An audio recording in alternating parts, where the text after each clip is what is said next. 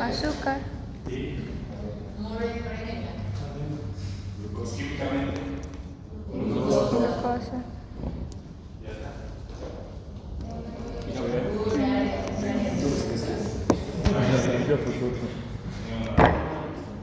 Vulgarmente, ¿qué le decimos?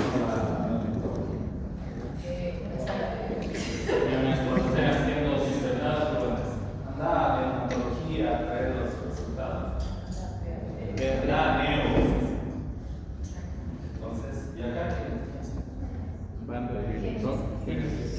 Gluconeogénesis. Ah,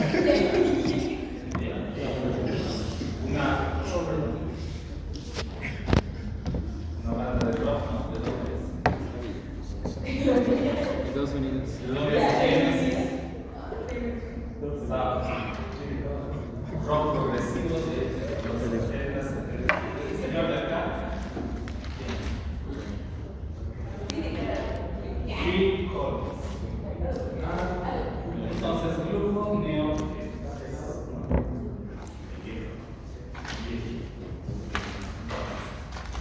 La gluconeogénesis es otra ruta metabólica más que tenemos que estudiar, ¿no?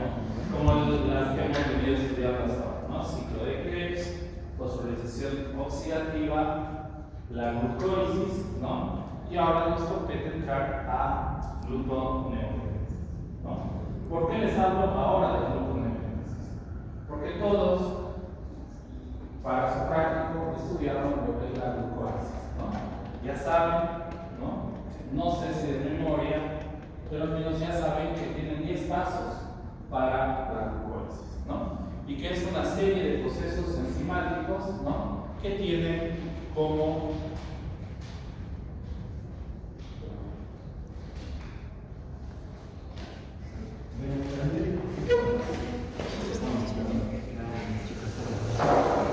usted llegó tarde, venga.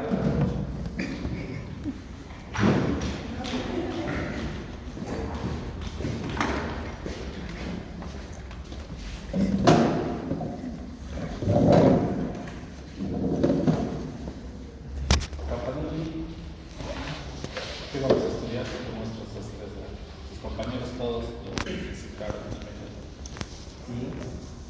A ver, ni idea, ¿no? revisa el Azúcar, sal, gluco.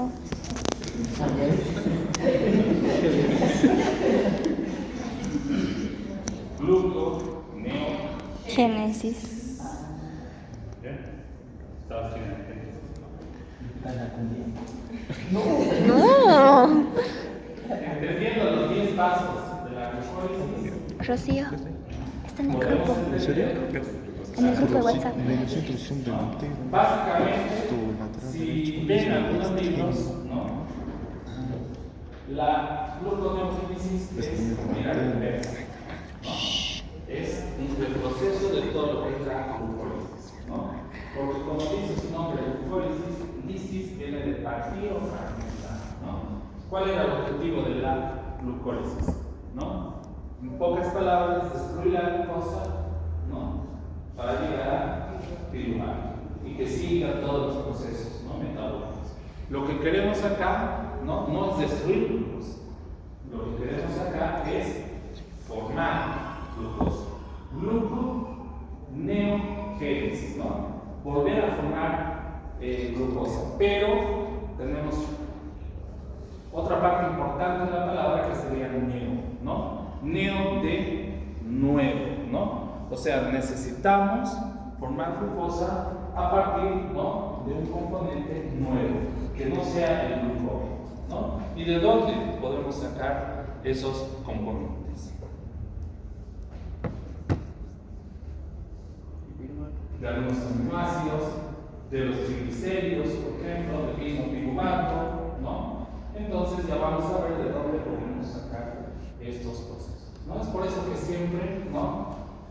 Dice, ¿no? Glucólisis una dirección y dirección contraria la gluconeogénesis, ¿no? Glucólisis, degradación anaeróbica, ¿no? De la glucosa galactosa hasta llegar al pirulato.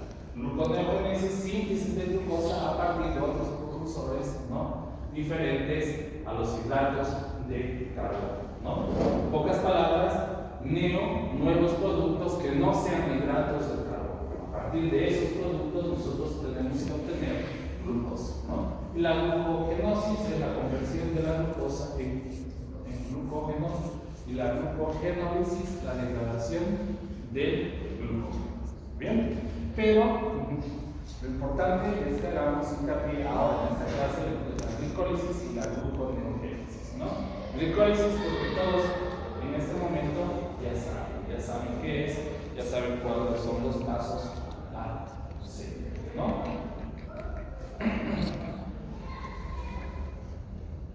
Y como digo, ¿no?, aunque se comparten algunas reacciones, no son exactamente procesos iguales o inversos, ¿no? Vamos a ver que siempre van a haber algunas alteraciones al proceso, ¿no? Básicamente, ¿cuáles son esas alteraciones? Más que alteraciones, esas modificaciones va a ser la conversión del piruvato al fosfoenorpiruvato, ¿no?, que tenía su propia enzima, ¿no?, catalizada esta reacción como la carboxilasa, piruvato carboxilasa, ¿no? Otra modificación lo vamos a ver en lo que es la conversión de la fructosa 1,6-trifosfato a fructosa 6-fosfato, ¿no? Acá también va a haber una modificación de la vía de la glucólisis para llegar a la gluconeogénesis. Otra vía que se modifica es la conversión, ¿no?, de la glucosa 6-fosfato a la glucosa, ¿no?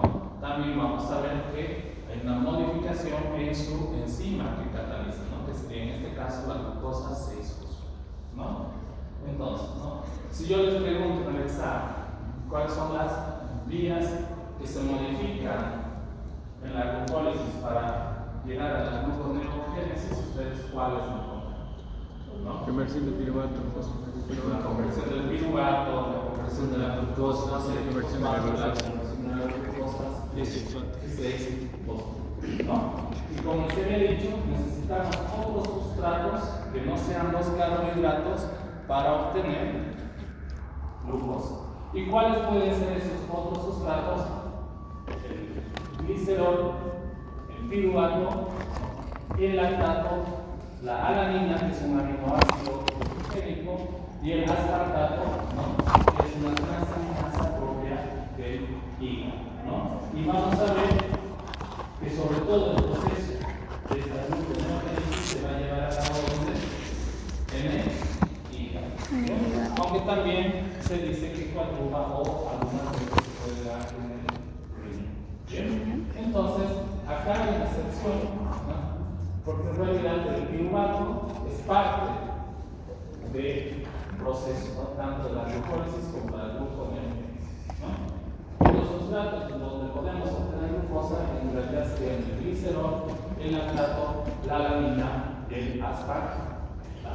Bien, pero algunos líquidos siguen incluyendo al piruvato. ¿Cómo se pueden acordar de esto?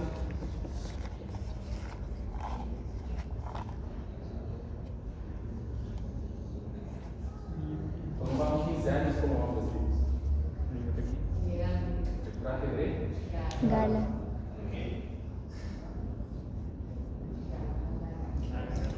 Gala, ¿no? Glicerol, lactato, alanina y aspartato, ¿no? Son esos cuatro sustratos que sí o sí van a participar del proceso de gluconeogénesis, ¿no? En algún momento tienen que participar para poder obtener lo que sería la glucosa, ¿no? ¿Dónde ocurren? Principalmente en el hígado y en menor medida en los riñones, ¿no? Su regulación está estrechamente vinculada a la disponibilidad del organismo de nutrientes y las demandas energéticas del organismo, ¿no? Existe una regulación hormonal, ¿no?, e incluso genética, por así decirlo, obviamente existe, ¿no? El glucagón, los corticoides, específicamente el cortisol, estimulan la gluconeogénesis, mientras que la insulina, ¿qué le va a hacer? ¿No? La va a inhibir, ¿no? Entonces, ¿cuándo activo la glucólisis y cuándo activo la gluconeogénesis?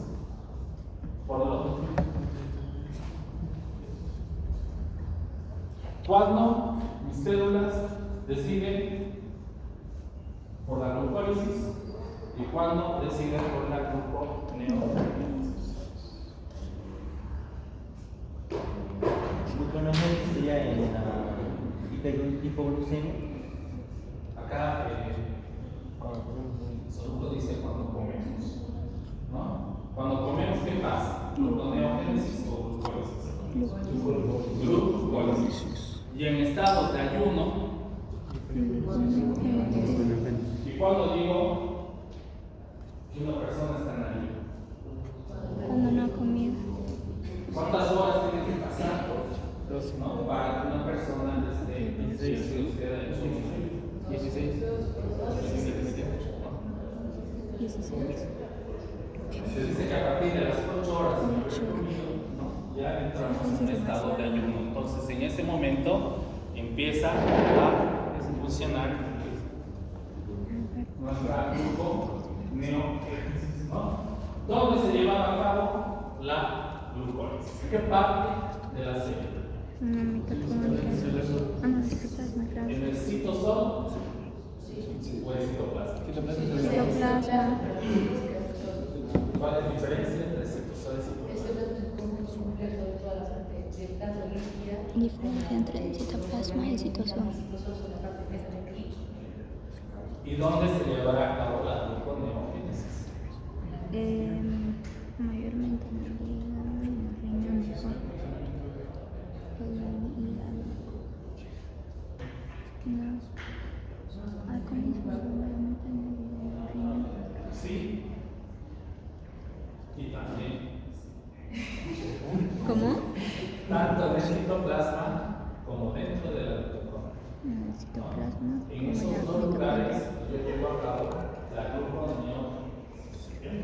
En el citoplasma de la célula y en la matriz, por así decirlo, mitocondria. Bien. Entonces, ¿cuál será su importancia fisiológica? ¿No? Primero, mantener los niveles de glucosa en sangre, ¿no? Durante el ayuno, el ejercicio o durante las situaciones que disminuyen los niveles de glucosa, ¿no? En el ciclo de Cole. ¿Qué es el ciclo de Cole?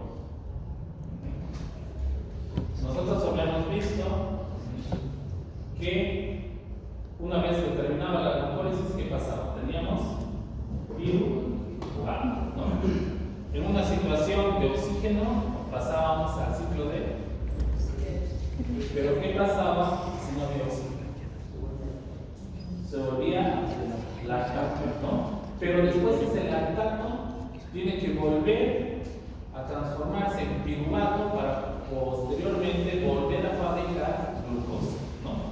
Entonces todo ese tránsito que hace el lactato, ¿no? Por medios de oxidación, ¿no? Tanto de oxidación y de reducción, por así decirlo, para volver ese lactato a convertirse en glucosa, a todo ese ciclo se le conoce como el ciclo de Cole, ¿no? Es otra vía metabólica en nuestro organismo, ¿no? Y obviamente para la adaptación a ya estados extremos, ¿no? De ayuno o prácticamente de inanición, ¿no? Periodos prolongados de ayuno, ¿no? Entonces hay una importancia fisiológica importante en el gluconeogénesis, ¿no? Ustedes ya no han vivido y no van a vivir, ¿no? En épocas atrás, las famosas huelgas de hambre, ¿no? Que hacían los universitarios, ¿no? Se quejaban de algo, se crucificaban en las huelgas para probar una. Se crucifiquen ahora en todos lados. Entonces, el ciclo de Cole nos habla, ¿no? Que termina en lactato. El lactato se deposita en el músculo. El lactato tiene que ir con la circulación hasta el hígado. En el hígado este lactato se tiene que convertir en piruvato, obviamente gastando, ¿no? O necesita de energía, ¿no? Y posteriormente ese piruvato se tendrá que transformar en glucosa. Y esa glucosa entra a la glucólisis, ¿no? Todo lo que nosotros ya conocemos, ¿no? Fácil. Pero en realidad se explica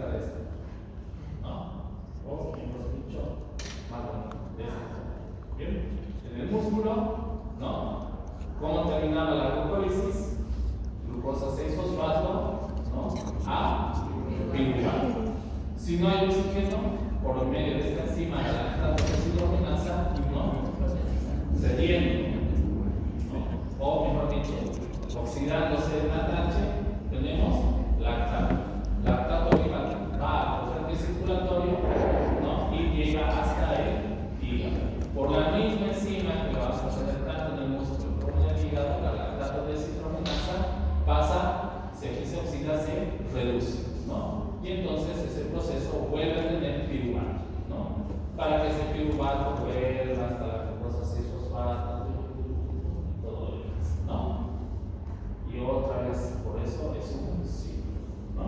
Entonces, básicamente, ahora vamos a estudiar la gluconeogénesis, todas las transformaciones químicas que tienen que existir para que exista una gluconeogénesis, ¿no? Es una vía metabólica que se caracteriza por la síntesis de nuevas moléculas de glucosa a partir de sustratos no glúcidos, ¿no? Entonces, ¿cuáles son esos sustratos no glúcidos? ¿No? La GAL, ¿no? Alanina, lactato, aspartato y el glicerol, ¿no? En todo el proceso de la gluconeogénesis, ¿no? Estos sustratos no glúcidos van a participar para producir glucosa, ¿no? Es una vía que utilizamos,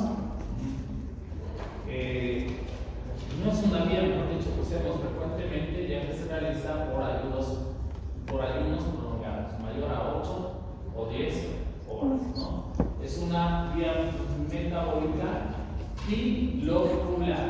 ¿Por qué? Porque participa, como les había dicho o intervino, se lleva a cabo en dos lugares de la célula: en el citoplasma, o específicamente en el citosol, y dentro de la mitocondria, en la matriz mitocondrial, ¿no? Es una vía metabólica que la realiza principalmente el hígado, ¿no? Aunque hemos dicho que el riñón puede colaborar en procesos de ayuno prolongado, ¿no? Mientras más prolongado sea el ayuno, entonces ahí sí participa el hígado, ¿no? En procesos de inanición, ¿no? Y obviamente es una vía biosimilar, anabólica, tiene que ver con productos de degradación, es energónica. ¿Por qué? Porque necesita de energía, ¿no? Sin la presencia de energía, ya sea en forma de aminocintrifosfato o aminocintrifosfato, no podemos llevar a cabo la gluconeogénesis. Bien, entonces, ¿cuáles creen que sería, cómo explicarían ustedes toda la vía metabólica de la gluconeogénesis?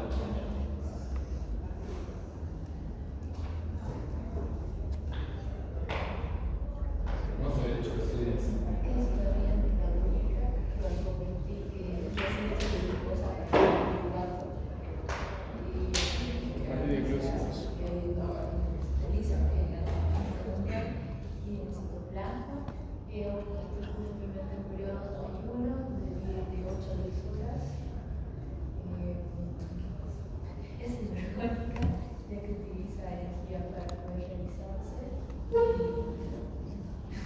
Y entonces, producto final de la glucólisis, piruvato. Producto final de la gluconeogénesis, glucosa. Pero bueno, es esto lo que tenemos que explicar. Esto y esto y esto y esto. Entonces, esta es la vía metabólica de la gluconeogénesis, ¿no? Estudiar el gluconeogénesis es complicado, ¿no? Y muchos siempre hacen la pregunta de si no es una vía que usamos frecuentemente para que estudiar, ¿no? Si yo les digo que lean el libro de bioquímica de Harper y que lean específicamente la vía metabólica de la gluconeogénesis, ¿no? Es reaburrido. ¿No? Y me pasaba a de repente lo leí una vez, dos veces, no me acordaba, otra vez, ¿no? Entonces, en mi constante búsqueda de tratar de hacerles la vida más fácil a ustedes, ¿no? Lo que estoy haciendo ahora no es más que una miserable copia. Porque, ¿no? Encontré estas diapositivas, específicamente una persona que explica la conferencia, si me pareció bárbaro, ¿no? Me pareció excelente y creo que resume todo lo que está aparte en el libro, ¿no? Y resume muchas otras cosas de otras literatura, otros videos, lo que esté dando vueltas, ¿no? Entonces voy a tratar de hacer un poco el mundo del pero obviamente lo original, ¿no? Entonces hemos dicho que necesitamos sustratos no clusivos. Acá ya tenemos tres, ¿no? Uno la aluminio, dos el lactato, tres el aspartato. ¿Cuál nos faltaría para formar la el glicerol, ¿no? Nos faltaría el glicerol que después va a aparecer, no se preocupe, ¿no? Todo esto que ven acá, así, ¿no? Esto de acá es la mitocondria, ¿no? Membrana mitocondrial externa, membrana mitocondrial interna y el espacio intermembrana. Bien, entonces, nosotros, a partir de estas primeras dos componentes no clusivos, como la alanina, que es un aminoácido del grupo químico, ¿no? Vamos a llegar a tener piruvato, ¿no? A partir del lactato, ¿no? Es también es un resultado de la vía anaeróbica de la glucólisis, ¿no? Tenemos que obtener que piruvato, ¿bien? Obviamente con sus enzimas correspondientes y sus procesos de reducción correspondientes, como en este caso el NASH, ¿no? Pero lo que necesitamos es que todo este proceso, si está fuera de la mitocondria, lo estamos haciendo en el citosol de la célula, ¿no? Todo esto sería el citosol de la mitocondria. Para que esto siga funcionando, yo necesito que este piruvato ingrese ¿dónde? A la mitocondria, ¿no? Pero yo necesito que este piruvato, y toda la terminología que estoy usando ya es desconocida, ¿no? Se convierta en ¿qué?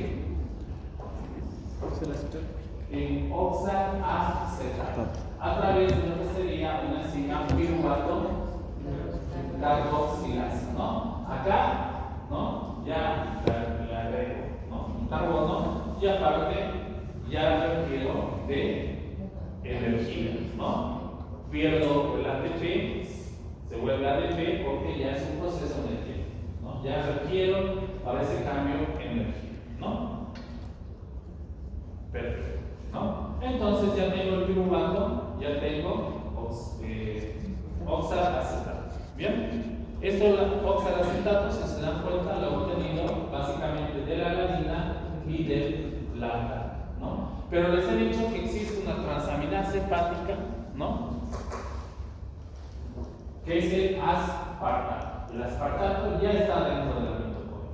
Entonces, a partir de ese aspartato también puedo obtener oxalacetato, ¿no? Entonces, ya estoy usando tres de los componentes no clusivos, ¿no? Alanina, lactato y aspartato. Con la condición final de que de tener oxalacetato, ¿no? Yo necesito que este oxalacetato salga de esta mitocondria, ¿no? Para seguir el proceso metabólico. Pero el oxalacetato no puede estar atrapado en la mitocondria. Entonces, ¿qué hace para salir? Tiene que isomerizarse, ¿no? Tiene que cambiar de forma, ¿no? Y entonces prácticamente tiene que salir, ¿no? Va a haber una oxidación con su enzima correspondiente, entonces este oxalacetato se va a transformar en malato, ¿no? Y una vez fuera de la célula malato, se va a tener que reducir para volver a formar oxalacetato, ¿no? Básicamente el proceso de oxidación y reducción lo que estamos haciendo es engañar a la mitocondria para que pueda salir, ¿no? El oxalacetato. Y una vez que tengo el oxalacetato, necesito, ¿no? También con un gas energético, pero esta vez usando el guanosil-trifosfato, que esto se convierta en fosfopiruvate con su enzima correspondiente, ¿no? La fenoxi-N-fosfato carboxiquinasa. Bien, y fíjense que acá les estoy poniendo algunas enzimas en rojo, ¿no? Y otras en azul.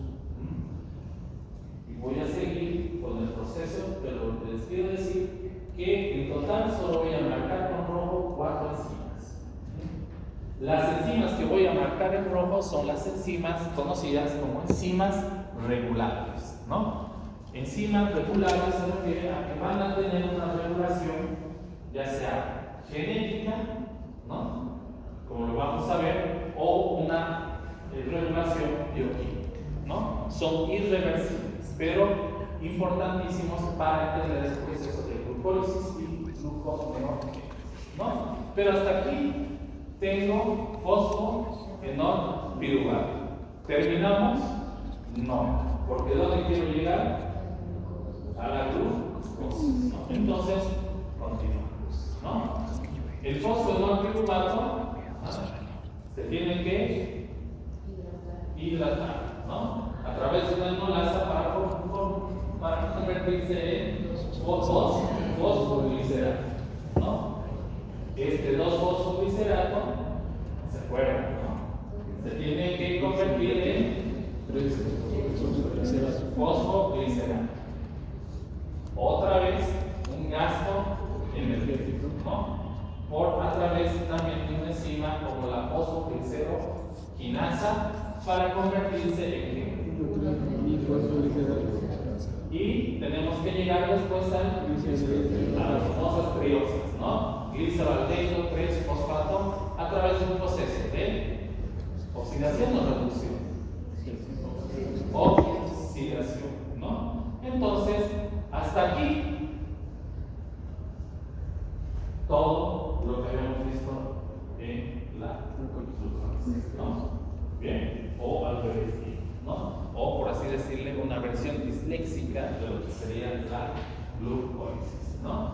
Pero acá ya empieza a transformarse la situación, ¿no? Yo necesito que este gliceraldehído 3-fosfato, ¿no? Se tiene que condensar para formar un dihidroxiacetona, ¿no? Para eso, ¿qué tiene que pasar? Es que este gliceraldehído 3-fosfato pierda un fosfato, ¿no? Entonces se va a volver en dihidroxiacetona. ¿Bien? Pero hay otra forma de obtener este hidroxiacetona y lo hacemos a través del glicerol. El glicerol no es más que un resultado, ¿no? De los triglicéridos, ¿no? ¿De dónde tenemos esto? De los triglicéridos.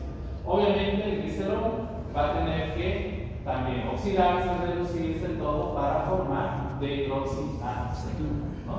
Entonces ya condensamos y al final tenemos dihidroxiacetona, ¿no? Y que encima aparece otra conocida para convertir este hidroxiacetona en fructosa. Y esa fructosa o 6-fosfato se tiene que transformar en fructosa a través de otra enzima como la fructosa 1,6-fosfatasa, ¿no? Y esa glucosa 6-fosfato, ¿qué tiene que ser? Esa fructosa 6-fosfato se tiene que transformar en glucosa, ¿no? Para que al final esta glucosa 6-fosfato a través de otra enzima regulable como la glucosa 6-fosfato fosfatasa, así se llama, glucosa 6-fosfato fosfatasa, se convierta en glucosa. Esta glucosa tiene que salir del hígado con un transportador específico que es la GLUT2, ¿no? Para llegar al torrente circulatorio en forma de glucosa, ¿no? Pero fíjense que lo hemos hecho, ¿no? Como caminar de espaldas, ¿no?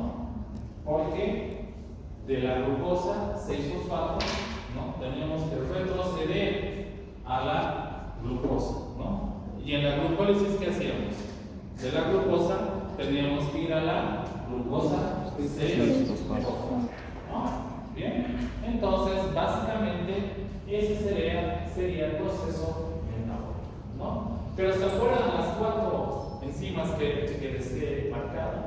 ¿Qué tipo de enzimas les había dicho que eran? Irreversibles. Regulares, ¿no? Bien, entonces estas enzimas son las enzimas regulares, ¿no?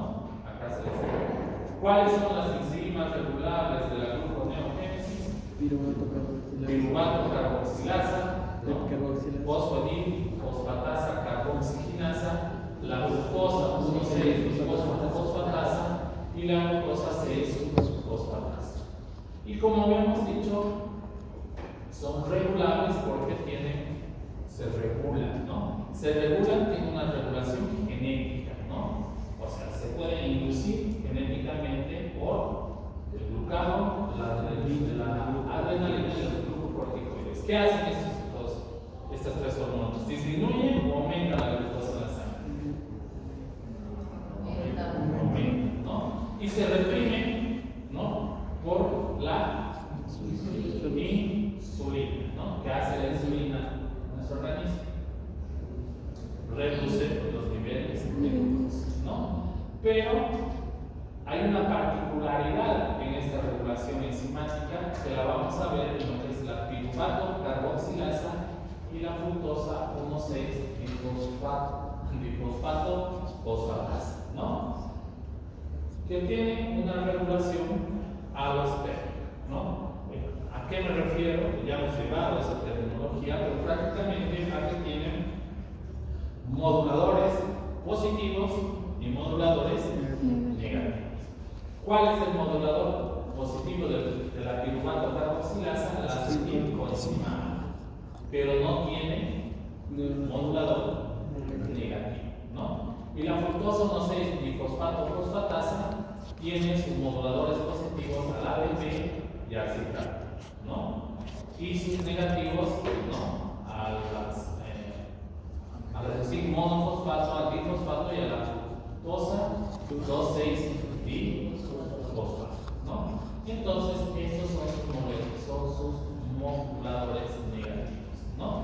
Pero, ¿se acuerdan de esta enzima, la fosfofructoquinasa 1? ¿Dónde actúa? ¿Dónde?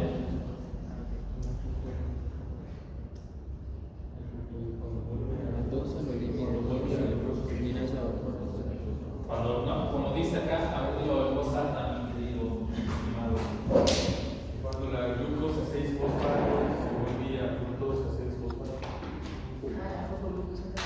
Entonces, en pocas palabras, la fosfofructoquinasa no transforma la fructosa 6-fosfato a la fructosa 7. exactamente. Lo que yo quiero que les quede claro es que esto participa de la glucólisis, ¿no? ¿Sí? ¿O no? Es más, algunos libros hablan de la fosfofructoquinasa 1 como el marcapaso de la glucólisis, ¿no? Una de las enzimas más importantes. Pero ¿saben cuál es la particularidad? También tiene una regulación alostérica. ¿Y saben cuál es la siguiente particularidad? Que al tener una regulación alostérica tiene que tener un modulador positivo y un modulador negativo. ¿Y cuáles creen que serán los moduladores positivos de la fosfofructoquinasa 1? Los moduladores negativos, ¿cuáles creen? Es inverso, ¿no? Lo que es positivo para la glucosa 1,6-fosfatasa es negativo para la fosfofructoquinasa, ¿no? Lo que es negativo es positivo, o sea, tiene sus moduladores a la inversa, ¿no? Entonces, ¿qué hace el hígado, ¿no? Cuando tiene todo ese menjunje de moduladores y enzimas y todo eso, ¿no? ¿Cómo decide por qué camino ir? Químicamente, ¿no? Biológicamente es porque o ha comido o no ha comido, ¿no? Pero, ¿cómo hace el hígado para decir, uy, ahora qué hago? ¿No? En un de menjunje de cosas positivas y algunas son negativas, ¿no? Entonces, básicamente, acá les pongo, ¿no? En la glucólisis, yo tengo que hacer que la fructosa 6-fosfato llegue a qué? A fructosa 1,6-difosfato, ¿no? Y en la gluconeogénesis es inverso, ¿no? Yo tengo que hacer que la fructosa 1,6-difosfato se convierta en fructosa 6-fosfato. Y fíjense, tengo lo que son moduladores positivos de la glucólisis, son negativos en la glucogénesis. Lo que son el ATP y el citrato, que son moduladores positivos de la gluconeogénesis, en la glucólisis son negativos, ¿no? Entonces, ¿cuál sería la explicación lógica? Es que uno actúa cuando comemos, cuando tenemos alimentos, y la otra actúa en periodos de ayuno, ¿no? Y se termina, ¿no? ¿Sí o no? Si me dicen sí, yo me río. Porque en realidad tendría que pasar esto, ¿no? ¿Sí? Pero como eso está en el libro y les he dicho que yo entiendo a veces y me ocurre, entonces voy a seguir copiando a mí. Entonces tengo esto, ¿no? Lo que yo necesito es que interactúe otra enzima, la fosfofructoquinasa 2, que es una enzima bifuncional, ¿no? Bifuncional porque está aquí y se puede activar siempre de dos maneras. Si yo la fosforilizo, va a ser activa.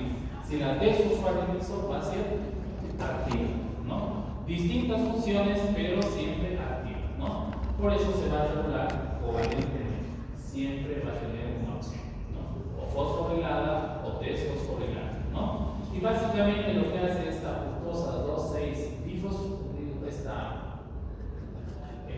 fosfofructoquinasa 2, ¿no? Permite la síntesis o no, dependiendo si el paciente ha comido o no ha comido, de la fructosa 2,6-difosfato, ¿no?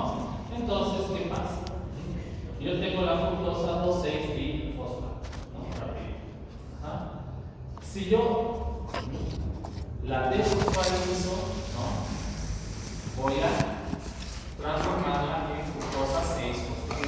Para que se desfosforilice esta fructosa o esta fosfofructoquinasa, para transformar la fructosa 2,6-fosfato a fructosa 6-fosfato, necesito de insulina, una insulina activa por sus receptores. Y esto estoy hablando de la fosfofructoquinasa desfosforilizada. Pero esta fructosa fosfoquinasa 2 fosforilizada va a ser regulada por lo que sería el glucano, ¿no? O sea que es inversamente proporcional. Uno estimula, la insulina que hace, estimula la gluconeogénesis o la glucólisis. La glucólisis, ¿no? Y el glucano o la adrenalina, la gluconeogénesis, ¿no? Entonces acá está la para modificar todos estos moduladores, ¿no? Para saber cómo este hígado tiene que actuar entre estas situaciones, ¿no? Básicamente necesito de la fructoquinasa 2, ya sea desfosforilizada con la insulina o fosforilizada con el glucano, ¿no? Y ahí puedo elegir las dos vías inventarias, ¿no? Obviamente, ¿cómo se decide esto? Cuando comemos tenemos mayor insulina y esta insulina, ¿no?, desfosforiliza a esta fructoquinasa.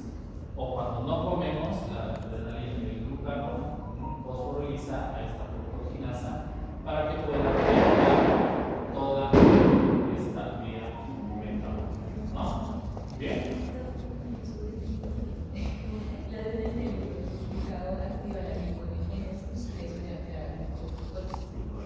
Bien. Entonces, insulina activa las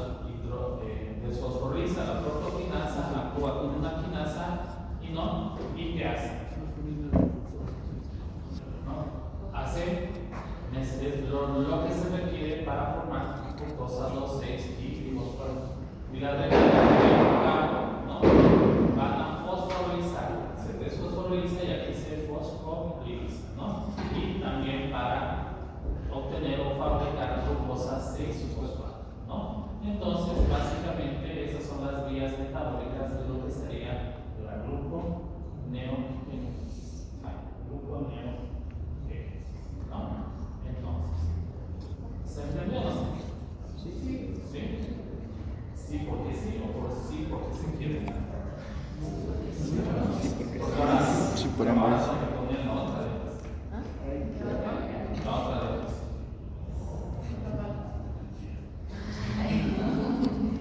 Entonces,